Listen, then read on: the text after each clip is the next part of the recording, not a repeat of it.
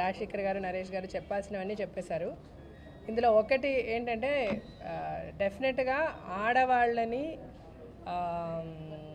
మెంబర్స్గా తీసుకోవడమో లేకపోతే కీ పోస్ట్లో ఆఫీస్ బ్యారర్స్గా తీసుకోవడం అనేది ఇంతవరకు జరగలేదు. లేడీస్ని పెట్టరు. నేను యాక్చువల్గా మొన్న మన ఇండస్ట్రీలో జరిగిన 1-2 మేజర్ ఇన్సిడెంట్స్ మీ అందరికీ తెలుసు, వాటిని నేను కోట్ చేయను. ఇండస్ట్రీని ఎట్లా రోడ్ల మీదకి తీసుకొచ్చేసారో. సో ఆ టైంలో నాకు చాలా కోపం వచ్చింది. ఎందుకు ఇట్లా జరుగుతుంది, ఎవరు మన మూవీ ఆర్టిస్ట్ అసోసియేషన్ నుంచి ఎందుకు ఒక రిప్రజెంటేషన్ రావటం లేదు, ఆర్టిస్టుల గురించి ఎవరు పడితే ఏదో మాట్లాడితే అందరూ చూస్తూ ఎందుకు ఊరుకుంటున్నారు అంటే, ఇదే వచ్చి ఒక సాఫ్ట్వేర్ ఇంజనీర్నో ఒక లాయర్నో ఒక డాక్టర్నో అంత ఈజీగా అనేరు. సినిమా వాళ్ళు అంటే ఆ సినిమా వాళ్ళు అని అనేస్తున్నారు. సో అది మెయిన్గా నాకు బాగా ట్రిగరింగ్ అయింది. నేను అనుకున్నాను నెక్స్ట్ ఎలక్షన్ నేను తప్పకుండా కంటెస్ట్ చేయాలి అని. కానీ ఏంటంటే ఎప్పుడు ఎవరు వచ్చి మమ్మల్ని నువ్వు ఈ పోస్ట్లో ఉండి జీవితం ఇది చేయి జీవితం నన్ను ఎప్పుడు ఎవరు అడగలేదు. సరే వాళ్ళు అడిగినప్పుడు మనం వెళ్ళి ఎట్లా అడుగుతాంలే అని అనుకుంటూ ఉండేదాన్ని. కరెక్ట్గా ఇలాంటి సిచ్యువేషన్ ఈసారి నేను ఇండిపెండెంట్గా కంటెస్ట్ చేద్దాము చేయాలంటే నేను రాజశేఖర్ గారితో కూడా అన్నాను. ఆయన నవ్వు ఊరుకున్నారు.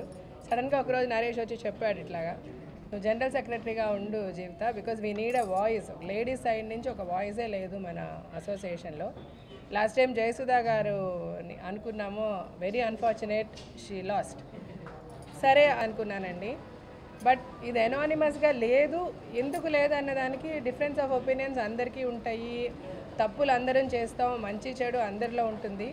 అందరూ అన్నీ కరెక్ట్గా చేయలేము. సో అందుకని వాళ్ళు ఏదో ఇంతకుముందు ఉన్న వాళ్ళు సరిగ్గా చేయలేదు, మేము వచ్చి ఏదో చేసేస్తాము అన్నది అలాగని కాదు.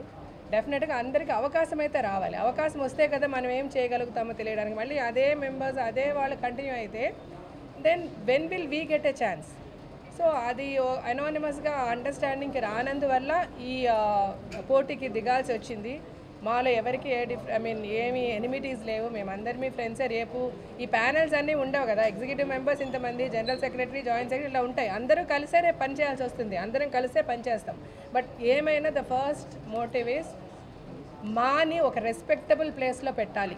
మూవీ ఆర్టిస్ట్ అసోసియేషన్ అంటే అందరూ సెల్యూట్ చేసే విధంగా, ఆ మూవీ ఆర్టిస్ట్ అంటే గౌరవంగా ప్రతి ఒక్కరు, అంటే నాట్ మన ఇండస్ట్రీ కాదు, ప్రతి ఇండస్ట్రీలో ఆల్ వాక్స్ ఆఫ్ లైఫ్లో ఉన్నవాళ్ళు కూడా చూసి మనకు ఒక నమస్కారం పెట్టాలి. మూవీ ఆర్టిస్ట్ అసోసియేషన్ అంటే టక్కని పిలిచి ఒక పొలిటీషియన్ అవనివ్వండి, ఎవరవనివ్వండి, ఎంత పెద్ద లెవెల్లో ఉన్న వాళ్ళన్నా వచ్చి ఆ రెస్పెక్ట్ ఇవ్వాలి. బికాస్ ఈరోజు ఈవిడ చెప్పేది చాలా కరెక్ట్. ఎందుకంటే కొంతమందికి మన ఇండస్ట్రీ అంటే ఒక చిన్న చూపు. అది కాదండి. మేము మనుషులే, మేము వచ్చి కష్టపడి పనిచేసి ముందుకు రావాలని వచ్చిన వాళ్ళమే. సో ఎవరికి ఎంత విలువ ఉందో అంత విలువ మా ఇండస్ట్రీ కూడా ఉంది. ప్రతి ఒక్కరికి సెల్ఫ్ రెస్పెక్ట్ అనేది చాలా ఇంపార్టెంట్ అండి. రోడ్లు ఊడ్చేవాడికైనా he'll have his own self respect. దానిని ఏదైనా ఒక ఇష్యూ వస్తే టక్కని మూవీ ఆర్టిస్ట్ అనేస్తున్నారు, అది ఉండద్దు.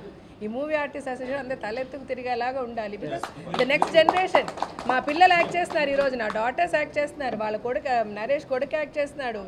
So the future generation is getting in to this and this is a Nobel profession. ఒక ఆర్టిస్ట్ అవ్వడం అనేది ఇట్స్ ఎ గిఫ్ట్. ఎవరు పడితే వాళ్ళు అవ్వలేరండి. సో దీనిని అలాంటి ఒక పొజిషన్లో పెట్టాలని నేను అనుకుంటున్నాను. నాకు ఎప్పుడు ఈ ఆర్గనైజేషన్ అంత పర్ఫెక్ట్గా టువర్డ్స్ ప్రోగ్రెస్ పనిచేస్తున్నట్టు అనిపించలేదు. నాకు నరేష్ వచ్చి చెప్పినప్పుడు నాకు చాలా మేమిద్దరం అనుకునే థాట్స్ తనకి చాలా ఉన్నాయనిపించింది. అంటే ఎంతో చేయొచ్చండి ఆర్టిస్ట్ అంటే. Because artist are the only people who are loved by all people, all professions. ఇంజనీర్లు, డాక్టర్లు, సాఫ్ట్వేర్ ఇంజనీర్ ఎవరెవరినివ్వండి, ఆర్టిస్టులు అంటే ఇష్టపడతారు. ప్రతి ఒక్కరు సినిమా రిలీజ్ అయితే వెళ్ళి చూస్తారు. So we are loved by everybody. So we have access to do anything and everything. And మా కుటుంబంలో వాళ్ళకి మేము మ్యాక్సిమం సెక్యూరిటీ, సేఫ్టీ ఇవ్వడానికి మాకు ఎన్నో అవకాశాలు ఉన్నాయి. అవన్నీ సరిగ్గా వాడుకోలేదు ఇంతవరకు. వాడుకోకపోవడానికి కారణాలు ఎన్నన్నా ఉండొచ్చు. But we want to try. నేను కూడా ఏదో మేము చేసేస్తామంటలే, మేము ట్రై చేస్తాం. We really want to do the best. So మేము ఇది చేయాలి అంటే ఫస్ట్ మేము గెలవాలి.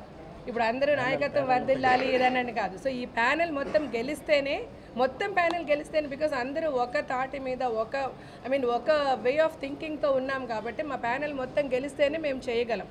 ఈరోజు ఇది వదిలేస్తే ఒక ఓటర్గా మాకు 800 ఓట్లే ఉన్నాయి. ఓటర్స్గా నేను ప్రతి ఒక్కరికి చెప్పేది ఏంటంటే, చిన్న పెద్ద అనేది కాకుండా మీరు ఓట్ చేసే ముందు రాజశేఖర్ గారు చెప్పారా, నరేష్ గారు చెప్పారా, లేకపోతే XYZ చెప్పారా, లేకపోతే ఒక పెద్ద పొజిషన్లో ఉన్న వాళ్ళు మనకి చెప్పారా, అలాగ అనుకొని దయచేసి ఓట్ చేయొద్దండి. ఎవరు పని చేయిస్తారు, ఎవరి వల్ల మంచి జరుగుతుంది, ఎవరికి అవకాశం ఇవ్వచ్చు అని దయచేసి ఒక్క క్షణం ఆలోచించి ఓట్ చేయండి. ప్రతి ఒక్కరు కొంతమంది అనుకోవచ్చు నా ఒక్క ఓటే కదా, ఎవరో పలానా ఆయన చెప్పారు ఆయనకి వేసేద్దాం, అలా దయచేసి వేస్ట్ చేయదండి. Even single vote matters. మీ సింగిల్ ఓట్ వల్ల నిజంగా బాగా పనిచేయగలిగే వ్యక్తి రేపు గెలవకుండా పోవచ్చు. So please my humble request, ఇది ఓట్ చేసే ముందు ఆలోచించి పని చేసే వాళ్ళకి ఓట్ చేయండి. నేను రాజశేఖర్ గారి తరఫున, నరేష్ తరఫున, ఇక్కడ మా హోల్ ప్యానల్ తరఫున I can promise, I can assure you that we will try to do the best. And మేము తప్పు చేసిన రోజు ఇలా 100 మంది కాదు 1,00,000 మంది నిలబడే ముందు మమ్మల్ని నిలబెట్టి అడిగినా మేము మీకు ఆన్సర్ చేస్తాం. I promise we will answer. మీరు వేలెత్తి చూపించండి, దానికి మేము ఆన్సర్ చెప్పగలుగుతాం. అలాంటి సిచ్యువేషన్లని మేము మాని పెడతాం, అలాగే మేము పని చేస్తాం. మా పనిలే కాదండి, మా అకౌంట్స్ కూడా ట్రాన్స్పారెంట్గా ఉంటుంది. ప్రతిదీ మా పని అంటేనే ప్రతిదీ ఇట్స్ లైక్ ఫర్ షూర్. అంటే ఎంతమంది ముందు నిలబెట్టినా నేను వచ్చి ఆన్సర్ చేస్తాను, తనే ఆన్సర్ చేస్తాను, మా ప్యానెల్లో ప్రతి మెంబర్ ఆన్సర్ చేస్తారని మేము తప్పు చేస్తామంటే. సో ప్లీజ్ నేను ఇప్పుడు ఒకటే అడిగేది, గివ్ అస్ ఎ ఛాన్స్.